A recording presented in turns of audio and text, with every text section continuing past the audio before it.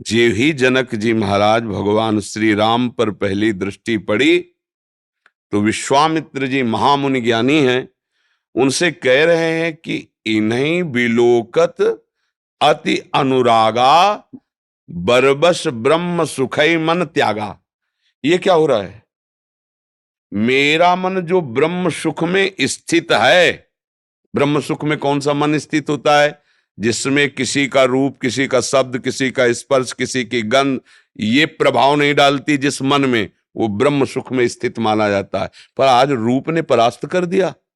राम रूप को देखते ही जनक जी महाराज कह रहे, सहज विराग रूप मन मोरा। मेरा मन तो सहज वैराग्यवान है, पर लेकिन इनको ऐसे देख रहा है जैसे चंद्रमा को चकोर देखता है। बरबस ब्रह्म सुखई मन त्यागा। ये क्या हो रहा है? तो जानते हो क्या है? इन्हीं विलोकत अति अनुरागा। अनुराग माने प्रेम। देखो भगवान का प्रेम रूप ऐसा है कि ब्रह्म सुख का बरबस त्याग करके प्रेम रूप में जनक जी अधीन हो रहे हैं। और जनक जैसे ज्ञानी परमहंस सुखदेव जी के गुरु जी हैं जनक जी, अभेद होते हुए भी भाव में भेद स्वीकार करके ये प्रेम का खेल, ये अनंतानंद है, वो अखंडानंद है। समझ रहे? तो प्रेमी जब इस प्रेम रस को प्राप्त होते हैं तो भगवत स्वरूप होते हैं। मैं नहीं रह जाता। जब खोजने के लिए चला तो मैं था, और जब मिला तो मैं खोजने वाला गायब हो गया। अब ब्रह्म नहीं, माया नहीं, नहीं जीव, नहीं काल, अपनी ही सुधि ना रही, एक रहो नंदलाल। आ गए ना एक में, चाहे इधर से आओ चाहे इधर से आओ, एक में। वो मैं में स्थित हो गया, तू में स्थित हो गया। जो मैं तू में स्थित है वो माया में स्थित है। मैं और मोर तोड़ता है माया। वो मैं में स्थित हो गया ब्रह्म ज्ञानी, और ये तू में स्थित हो गया भक्त।